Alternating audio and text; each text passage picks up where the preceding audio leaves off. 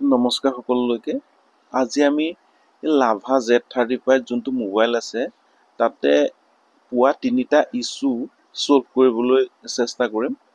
তো পোনপ্ৰথমৰ যোনটো ইছ্যু আছে সেইটো সমস্যা হৈছে যে এই মোবাইলটো ইনষ্টলেশ্যন কৰাৰ পাছত আমাৰ যোনখিনি এপছ থাকিব লাগে বা যোনটো ছফ্টৱেৰ উইগাৰ সেই ছফ্টৱেৰ বা এপছখিনিয়ে সঠিকভাৱে কাম নকৰে আৰু প্লে ষ্টৰটো আপোনাৰ এপছখিনি দেখা নাপায়।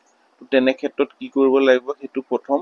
আৰু দ্বিতীয়টো হৈছে মোবাইলটো ইনষ্টল কৰাৰ পাছত আমি ব্যৱহাৰ কৰা ধৰক 2-3 দিন বা এসপ্তাহৰ পিছত যদি এপছসমূহ আপডেট আহে তেতিয়া আপডেটটোত মাৰিলে কিছুমান মোবাইলত কি হয় আপডেটটো কৰিব নোৱাৰি।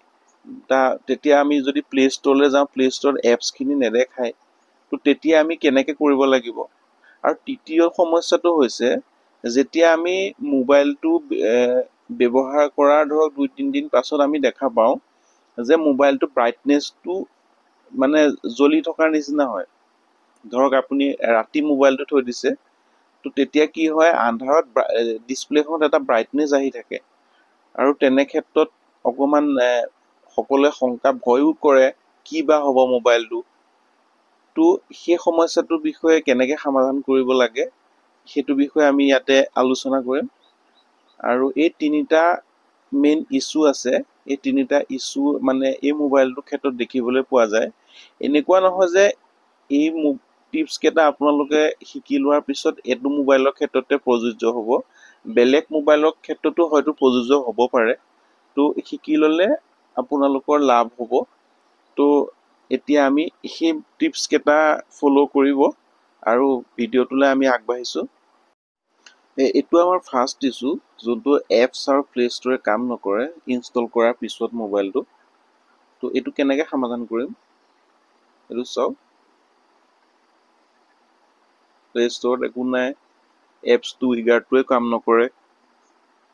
আমি চাইন ইন কৰিব চাইছোঁ প্লে ষ্টৰটো, তো হোৱা নাই। তো তেতিয়া কি কৰিম, আমি ছেটিংছত যাম। ছেটিংছত যোৱাৰ পিছত ছিষ্টেম, ইয়াতে ছিষ্টেম বুলি অপশ্যন এটা পাম।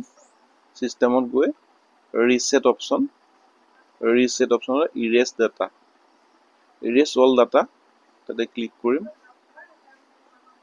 ইৰেজ অল ডাটা, তাৰপিছত ৰিষ্টাৰিং হ'ব, ৰিষ্টাৰ্ট হ'ব মোবাইলটো। এনেদৰে আহিব, অলপ ৰখিব লাগিব। মোবাইলটো অকণমান ফাষ্ট কৰি দিছোঁ ভিডিঅ'টো, নহ'লে বহুত দীঘল হ'ব যে।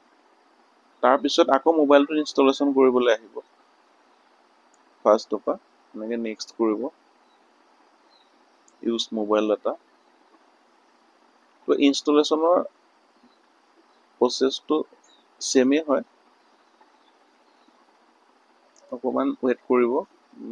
ভিডিঅ'টোত মানে প্ৰচেছটো সম্পূৰ্ণকৈ দেখুওৱা হৈছে। চেক ইনফৰমেশ্যন,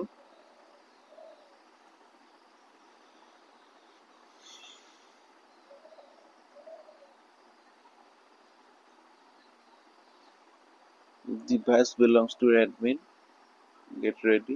এতিয়া উইগাৰটো আহি গৈছে চাওক, একচেপ্ট এণ্ড কণ্টিনিউ।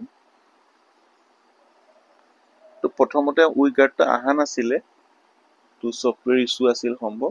তো যেতিয়া ৰিছেট কৰিলোঁ তাৰপিছত উইগাৰটো আহিছে। তো ইনষ্টলেশ্যন প্ৰচেছটো এনেকৈ কমপ্লিট কৰিব লাগিব। আই এগ্ৰি। এইটো উইগাৰটো এতিয়া আহি গৈছে, এইটো অন কৰিলোঁ, বেক কৰিম।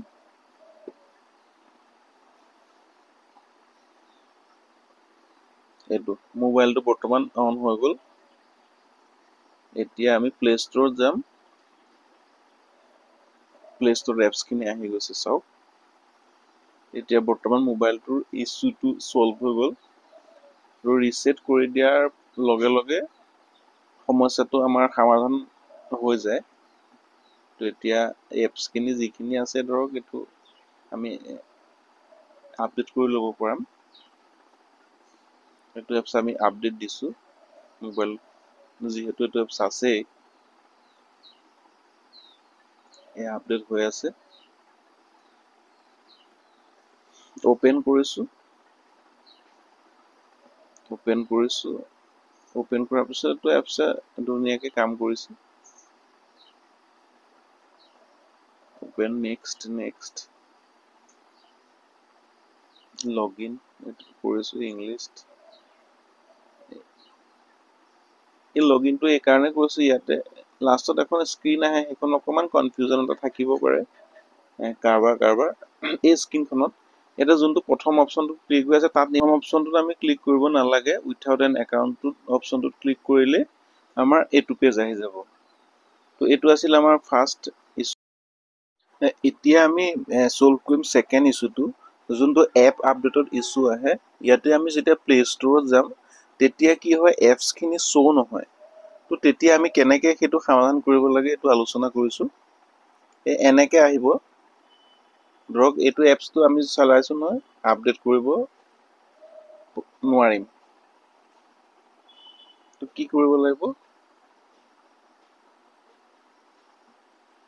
সাইন ইন অপচনত ক্লিক কৰিলে এনেদৰে আহিব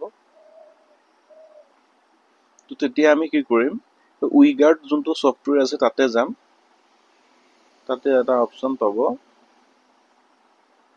চাওকচোন জিএছএফ আইডি ইয়াতে আমি 6 পৰা 8 বাৰ 6 বাৰ নহলে 7 বাৰ নহলে 8 বাৰ আমি ক্লিক কৰিম তাৰপিছত মিনিমাইজ কৰিম তাৰপিছত যেতিয়া প্লে ষ্টৰত যাম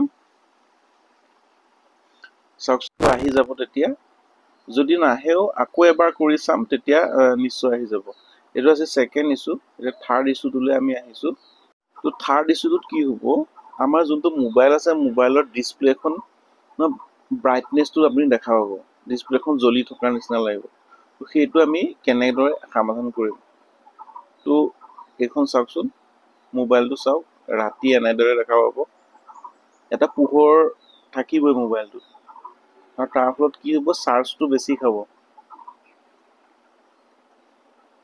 এইটো ৰাতি এনেদৰে দেখা পাব দেখিছেনে ব্ৰাইটনেছ এটা ডিসপ্লেখন জ্বলি থকা নিচিনা হৈ যায় এইটো এটা সমস্যা এইটো আমি কেনেকৈ সমাধান কৰিম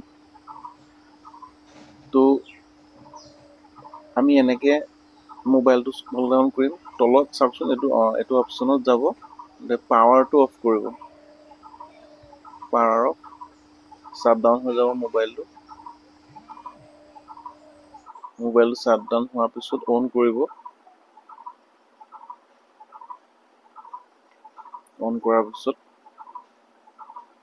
এনেদৰে আহিব আৰু মোবাইলৰ স্ক্ৰীনখনৰ ব্ৰাইটনেছটো অহাৰ ক্ষেত্ৰত চাৰ্জটো আপুনি 100% দি ল'ব লাগিব 100% চাৰ্জটো দিয়াৰ পিছতহে মোবাইলটো চুইচ অফ কৰিব লাগে আৰু চুইচ অফ কৰি অন কৰিব লাগে তেতিয়া ইছ্যুটো সলভ হৈ যায় তো এইটো আমাৰ এটা মানে বহুত দৰকাৰী মানে আছিলে তো বহুতৰ হৈছে এনেকুৱা তো আপোনালোকে টিপছটো ফলো কৰিব আৰু এই সমস্যাটোৰ পৰা হাত সাৰিব বুলি আশা কৰিলোঁ এতিয়া চাওকচোন স্ক্ৰীনখন মোবাইলৰ স্ক্ৰীনখন আগতে যেনেকৈ জ্বলি আছিল এতিয়া একো নাই কিন্তু প্ৰথম অৱস্থাত ব্ৰাইটনেছ এটা আছিল এইটো ৰাতি মানে দেখা পোৱা যায় এনেকৈ কিন্তু চব ক্লিক কৰি দেখাইছোঁ